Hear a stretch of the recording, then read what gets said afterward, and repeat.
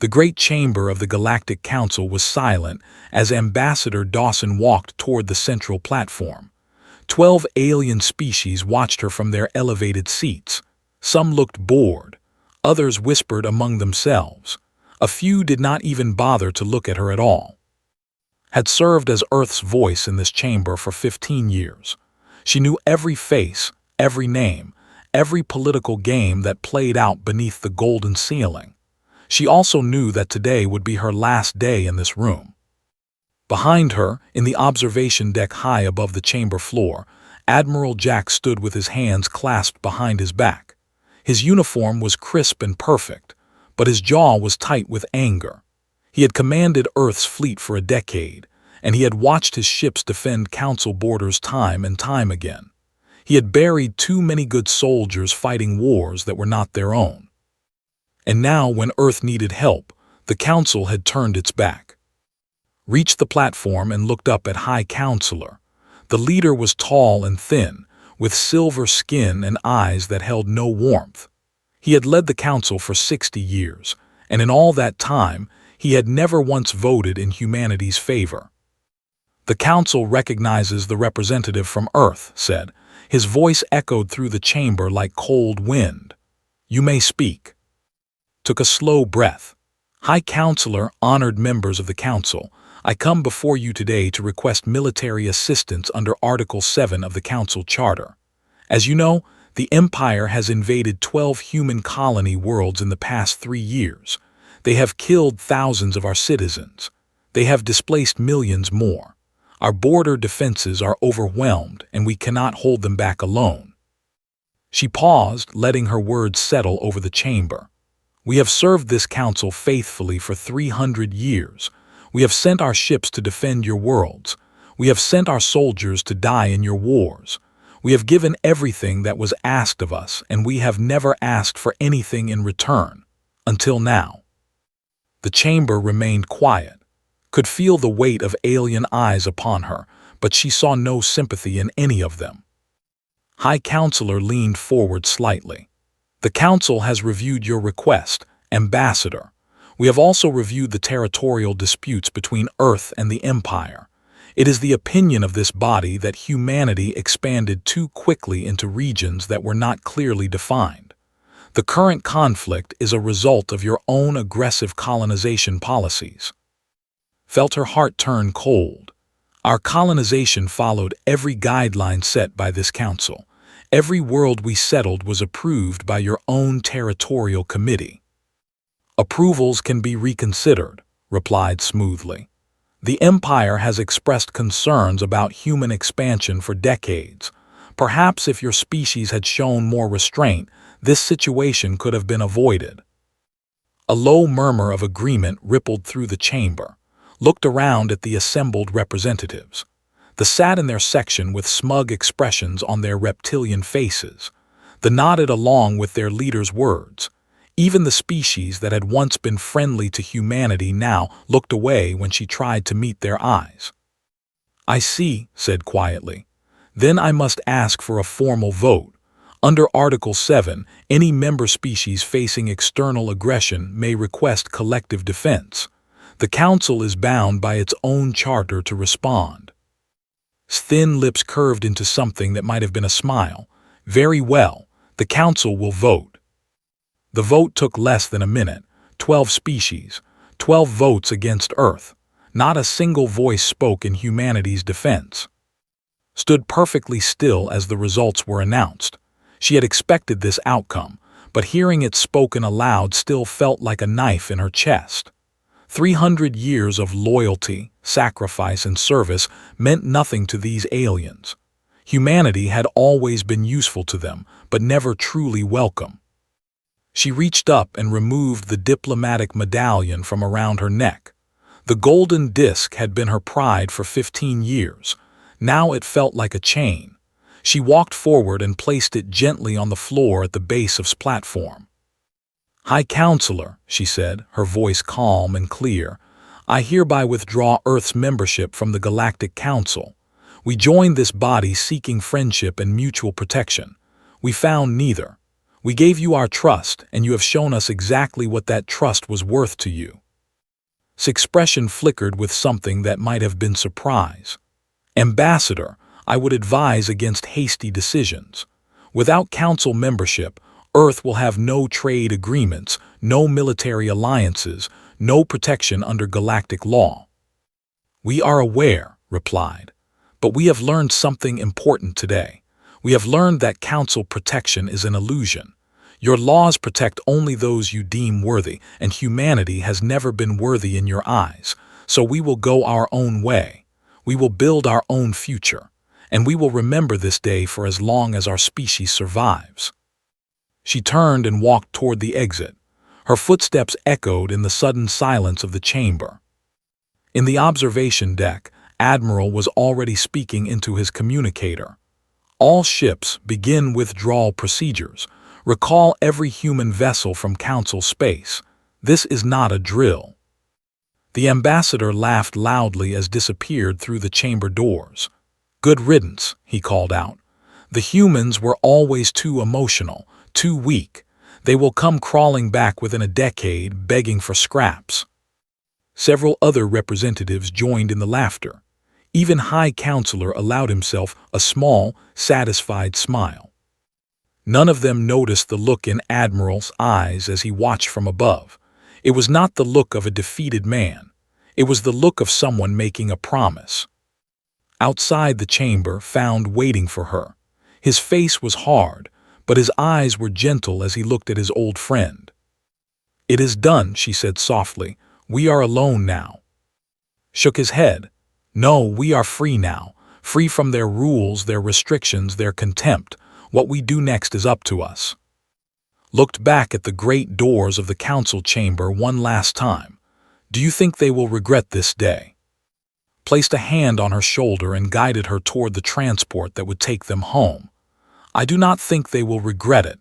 I know they will. It may take years. It may take decades. But one day they will look back on this moment and realize it was the worst mistake they ever made." The transport lifted off and carried them away from the council station. Behind them, the gathered representatives of 12 species continued their meeting, already forgetting about the humans who had just walked out of their lives. They had no way of knowing that they had just set in motion events that would change the galaxy forever. They had no way of knowing that the quiet, weak, emotional humans they had dismissed would return one day with thunder in their wake. But that day was still 100 years away. For now, humanity had only one task: to go home and begin building the future that no one else believed they deserved. And they would build it in silence. 100 years passed, and the galaxy forgot about humanity. The council species went about their business as they always had. They traded, they argued, they fought small wars over small things. Occasionally, someone would mention the humans who had walked away from galactic civilization, and the room would fill with laughter. Poor, foolish humans. They were probably struggling to survive out there in the dark, regretting their pride with every passing year. Scouts were sent toward human space from time to time. None of them ever returned. The council assumed they had simply encountered mechanical problems or gotten lost in uncharted regions. No one thought to investigate further. After all, what could the humans possibly do that would matter? But in the Sol system and beyond, everything had changed. Director Sam Porter stood on the observation deck of Titan Station and looked out at the construction yards that stretched across the moon's horizon. Massive frames of steel and composite materials rose from the surface like the skeletons of sleeping giants. Workers in vacuum suits moved between them like tiny stars, welding, cutting, building. Sam was 73 years old, but advanced medicine kept him sharp and strong. He had been appointed to lead the Exodus initiative the same year Earth left the Council, and he had dedicated every moment since to a single goal: making sure humanity would never need anyone else again. "Status report," he said to his assistant, a young woman named Lisa Grant. Lisa checked her tablet. "Colony Ship 17 launched yesterday. Destination is 442b. That brings our total active colonies to 612. Population across all human worlds is now estimated at 800 billion. Sam nodded slowly. 800 billion souls spread across hundreds of worlds, all of them working together toward a common purpose. When Earth had been part of the Council, they had been limited to just 37 colony worlds. The Council had claimed it was for administrative purposes, but everyone knew the truth. They had been afraid of how fast humanity could grow. Now there were no limits. On Mars, in a research facility buried deep beneath the red sand, Dr. Laura was running her 10,000th test of the day. She was the chief scientist of Project Whisper, and she had spent the last 40 years trying to achieve something that every other species in the galaxy believed was impossible. Silent propulsion, ships that could travel faster than light without leaving any energy signature. No heat trail, no radiation burst, no detectable wake of any kind. Complete invisibility to every sensor system known to exist. And today, finally, the equations balanced. Laura stared at her screens with tears running down her cheeks. 40 years of failure, of doubt, of colleagues telling her it could not be done. And now she was looking at the proof that it could. She picked up her communicator and called Director Porter directly. "Sam, it is Laura. I have it. Project Whisper is complete." On the other end of the line, Sam closed his eyes and let out a breath he had been holding for decades. "How soon can we begin production?" "Give me 6 months to finalize the engineering specifications. After that, we can install the drives in any ship we want." Sam smiled for the first time in years. "Make it 4 months, Laura. We have a lot of building to do." In orbit around Neptune, General Ben commanded the most secret military installation in human history. From the outside, it looked like nothing more than an asteroid field, a collection of dead rocks tumbling through the darkness. But inside those rocks, hidden from every possible angle of observation, humanity was building its answer to a century of humiliation. The dreadnoughts were massive. Each ship measured 5 kilometers from bow to stern, with armor thick enough to withstand a direct nuclear strike. They carried weapons that could crack a moon and shields that could deflect anything the Council had ever developed. They were painted black, designed to emit no signals, and equipped with the new whisper drives that would let them move unseen through the stars.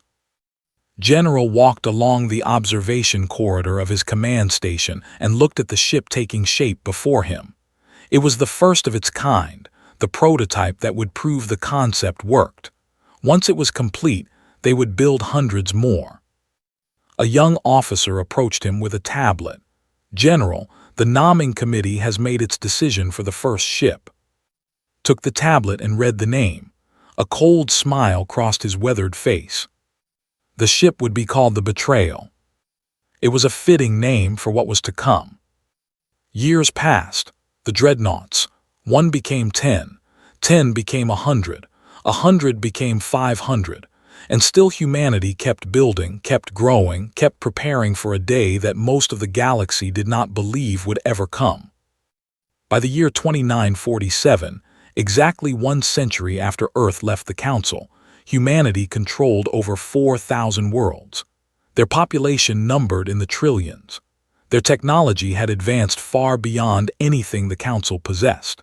And in secret shipyards scattered across 100 star systems, 1,024 dreadnoughts waited in the darkness.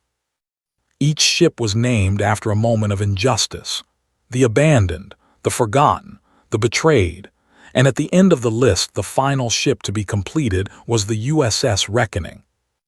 Director Sam Porter, now 173 years old, and kept alive by technology that would have seemed like magic a century ago, received the report he had been waiting for his entire adult life. "Sir," his assistant said, "we have confirmed reports from our intelligence networks. The Empire has begun enslaving the human populations on the worlds they conquered after we left the Council, the descendants of those who could not evacuate in time. They are being worked to death in mining camps and factories." Sam stared out the window at the stars. Somewhere out there, millions of human beings were living in chains because the council had refused to protect them. Children who had never known freedom, families torn apart by alien masters, an entire generation born into suffering. He thought about Dawson, who had passed away 20 years ago, still waiting for the day humanity would return. He thought about Admiral, who had died believing that his people would one day deliver justice. He thought about all the soldiers, scientists, and workers who had given their lives to build the future he now held in his hands. "Contact General," Sam said quietly. "Tell him to begin final preparations. We have waited long enough." "What should I tell him the mission is called?" Sam turned away from the window and faced his assistant with eyes that burned with a century of patient anger. "Tell him it is called The Return, and tell him to make sure every dreadnought is ready to fly. We are going home, and we are bringing a message with us." The message was simple: humanity remembers. And now humanity was coming back. The warning came too late. Sensor Officer of the Border Patrol was halfway through his shift when his screens lit up with impossible readings. One moment, there was nothing but empty space at the edge of Council territory. The next moment, there were ships, hundreds of them, then hundreds more. His four-fingered hands trembled as he tried to make sense of what he was seeing.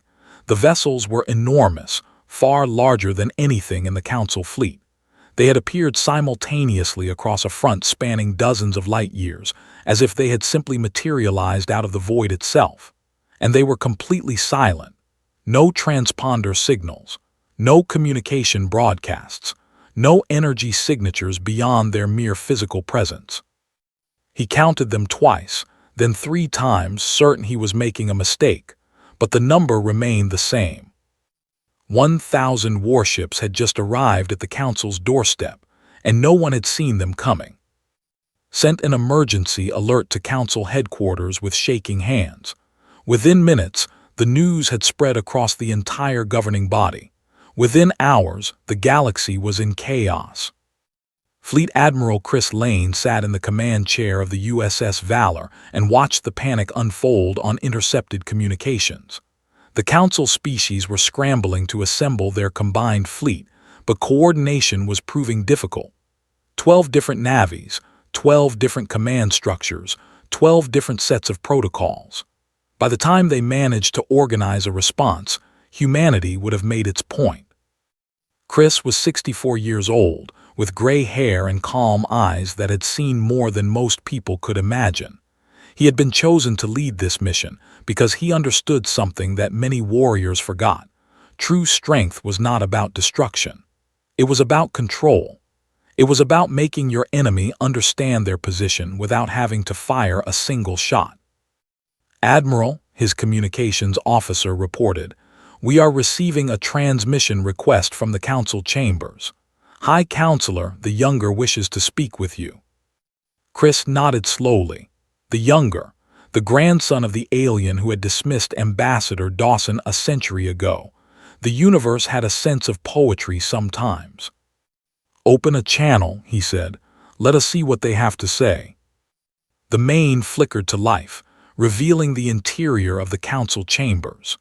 The Younger looked almost exactly like the historical recordings of his grandfather, tall and silver-skinned and arrogant. But there was something in his eyes that the original had never shown. "Fear." "This is High Counselor of the Galactic Council," the alien said, his voice carefully controlled. "You have entered Council space without authorization. Identify yourselves and state your intentions." Chris let the silence stretch for a long moment before responding. "High Counselor, I am Fleet Admiral Chris Lane of the United Earth Federation. I believe you know who we are. We left your council 100 years ago. We have returned." Silver face paled slightly. "The humans we thought you were, we assumed.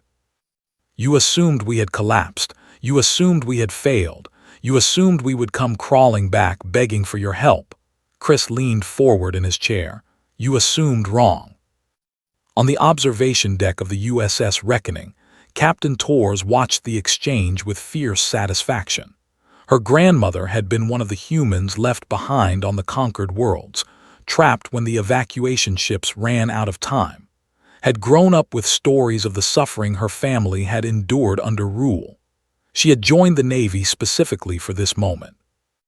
"Captain," her tactical officer said, "Council fleet elements are beginning to converge on our position. Current count is 600 vessels." Checked her displays. 600 ships against 1,000 dreadnoughts. The Council fleet was smaller, slower, and hopelessly. They probably knew it too, but pride demanded they make a show of force. "Hold position," she ordered. "Do nothing unless they fire first." Back on the Valor, Admiral Lane was delivering Earth's message. "High Counselor, humanity has no interest in war with the Council. We did not come here to conquer or destroy. We came here for one reason and one reason only." "What do you want?" asked, his voice barely above a whisper. "We want our people back.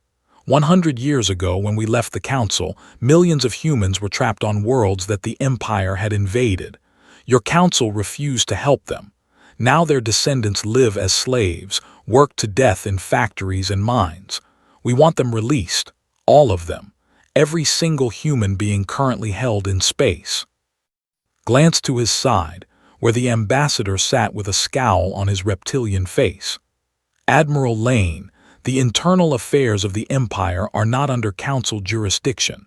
We cannot simply order them to release their labor force."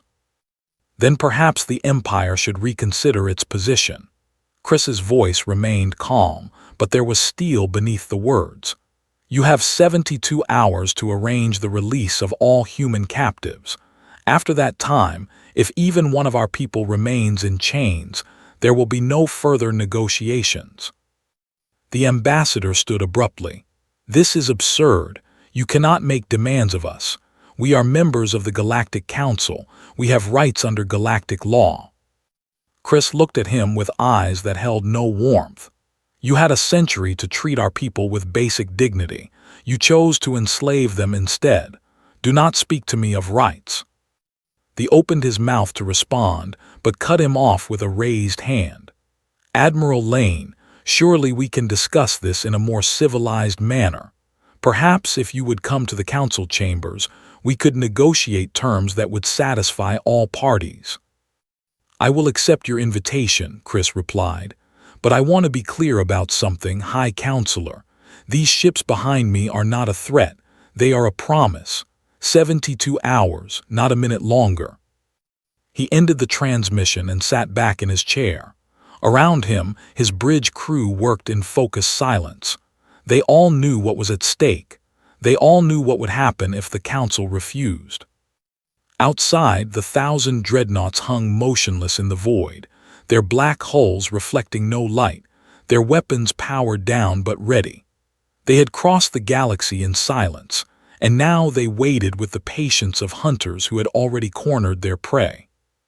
The Council fleet arrived hours later, forming a defensive perimeter that looked impressive but meant nothing against the firepower humanity had brought. The alien commanders tried to scan the human ships, tried to find weaknesses, tried to understand how these vessels had appeared without warning. They found nothing. The dreadnoughts gave up no secrets. And somewhere in the Council chambers, High Counselor the Younger was beginning to understand that his grandfather had made a terrible mistake 100 years ago. The humans had not come back weak and desperate. They had come back strong, they had come back silent, and they had come back with 1,000 reasons to be angry. The clock was now ticking, and the galaxy held its breath. 48 hours had passed, and the Empire had not released a single human captive. Warlord, military governor of the occupied human territories, stood in his command center on Prime and laughed at the reports coming from Council space. 1,000 human ships. It was obviously a bluff, a desperate gamble from a species that had always been more talk than action. The humans he knew were weak, obedient, and easily broken. He had personally overseen the labor camps for 30 years, and not once had any of them caused real trouble. "Send a message to the human fleet," he ordered his communications officer. "I want them to see what their people have become." The message was broadcast across all channels. It showed footage from the mining camps and factories of space, humans in ragged clothing, working under armed guards, children carrying loads too heavy for their small bodies, old men and women collapsing from exhaustion while overseers shouted commands. Appeared at the end of the footage, his reptilian face twisted into a mocking grin. "Admiral Lane, these are your people. They belong to the Empire now. They have belonged to us for a century, and they will belong to us forever. Your ships do not frighten us. Your threats mean nothing. Go back to whatever hole you crawled out of and leave the real powers of the galaxy to manage their affairs." On the bridge of the USS Valor, Admiral Chris Lane watched the footage without expression. His officers stood in horrified silence as images of suffering played across their screens. Some of them had family in those camps. Some of them had spent their entire lives training for this moment, preparing to rescue people they had never met but considered brothers and sisters nonetheless. "Admiral," his tactical officer said quietly, "what are your orders?" Chris was silent for a long moment. Then he turned to his communications officer. "Open a channel to Captain on the USS Betrayal. Tell him to take Task Force 7 and proceed to Prime. Standard demonstration protocol." The order was given. 50 dreadnoughts broke away from the main fleet and began moving toward space. They traveled in complete silence, their whispered drives leaving no trace for enemy sensors to detect. Patrol ships watched the border nervously, but they saw nothing. The human vessels passed through their defensive lines like ghosts walking through walls. Captain Dan stood on the bridge of the USS Betrayal and felt the weight of history pressing down on his shoulders. His ship was named after the moment when humanity had been abandoned by the Council, and now it would be the first to deliver justice. It was a responsibility he did not take lightly. "Approaching Prime," his navigator reported. "Defense fleet is in orbit.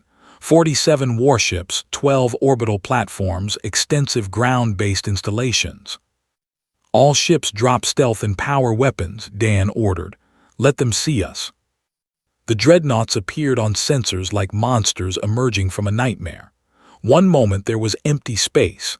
The next, 50 massive warships hung in perfect formation around their planet. Alarms screamed across Prime as military personnel scrambled to respond. Dan opened a broadcast channel.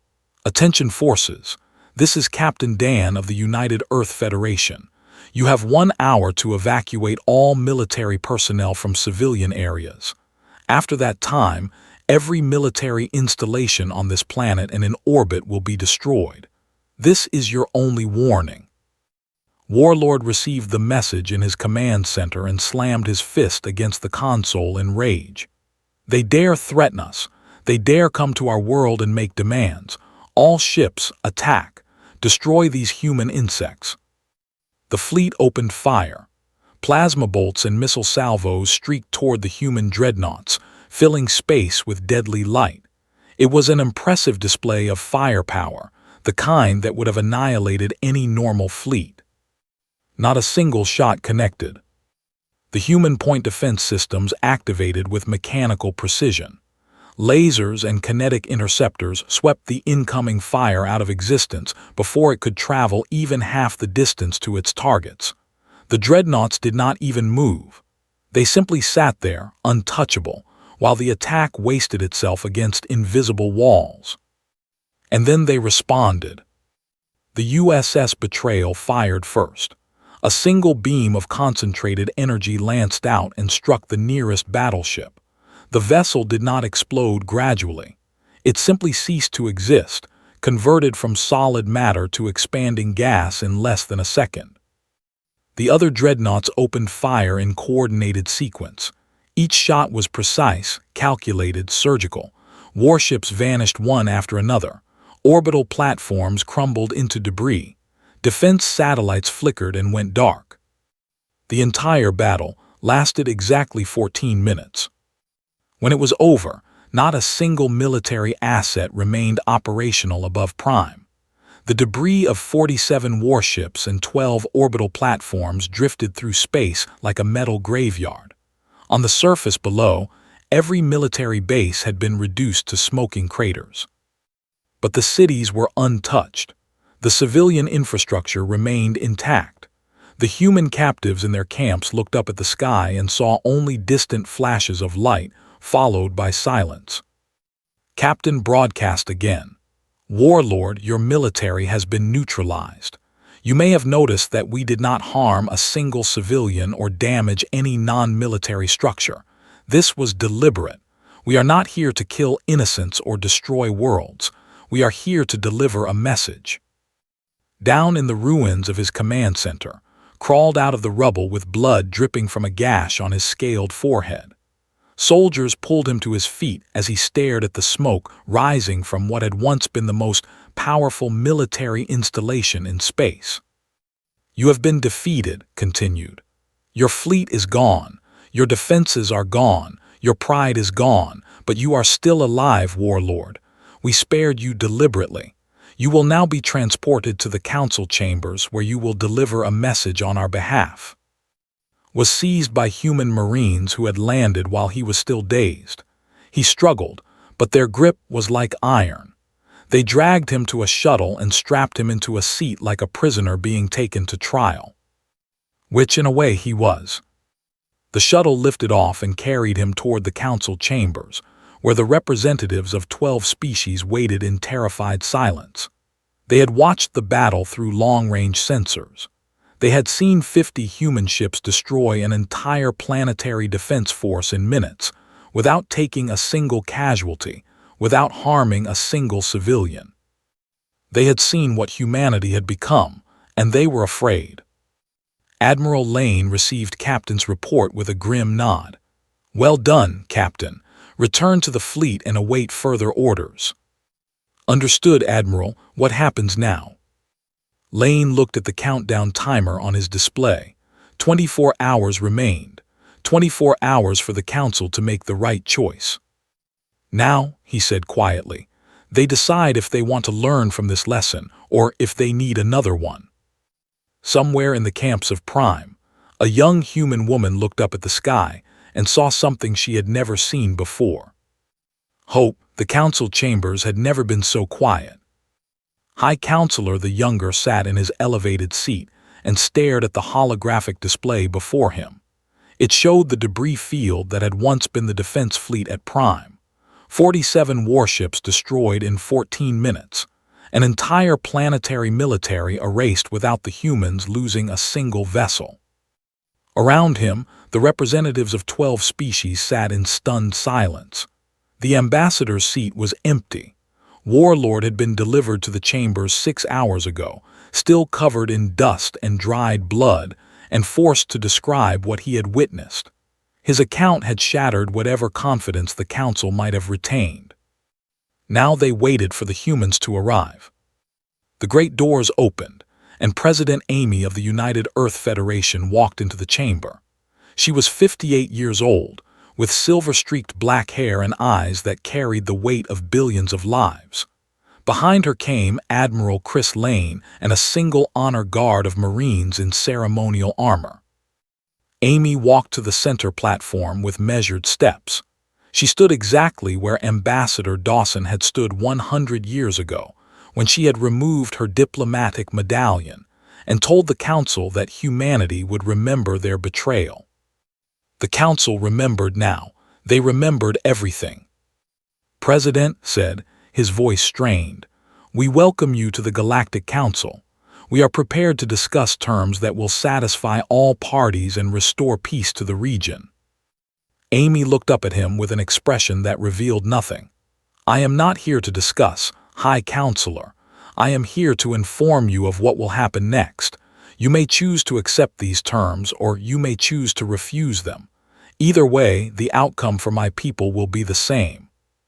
She activated a holographic display of her own. Images appeared in the air above the chamber, showing the human captives in space. Men, Women and children who had been born into slavery, who had never known freedom, who had spent their entire lives being told they were worthless. "These are the descendants of the humans your council abandoned," Amy said. "For 100 years, they have suffered because you decided their lives were not worth protecting. That ends today." She outlined Earth's terms with cold precision. All humans in space would be freed immediately and transported to Federation territory. The Empire would pay reparations to every affected family, the amount to be calculated based on a century of lost wages and suffering. The Council would issue a formal acknowledgement that their abandonment of humanity had been a violation of their own charter. "And finally," Amy said, "Earth will not rejoin the Galactic Council. We have no interest in being members of an organization that abandoned us in our time of need. We have built our own civilization, our own alliance, our own future. We do not need you." Leaned forward urgently. "President, please consider what you are saying. Without council membership, there can be no formal treaties, no trade agreements, no diplomatic relations. We would be strangers to each other." "We have always been strangers, High Counselor. You simply did not realize it until now." Amy's voice softened slightly. "But we are not cruel. We are not here for revenge. We will offer the Council a simple non-aggression treaty. Leave humanity alone and we will leave you alone. Do not threaten our worlds, do not harm our people, and there will be no conflict between us." "And if we refuse?" asked quietly. Admiral Lane stepped forward.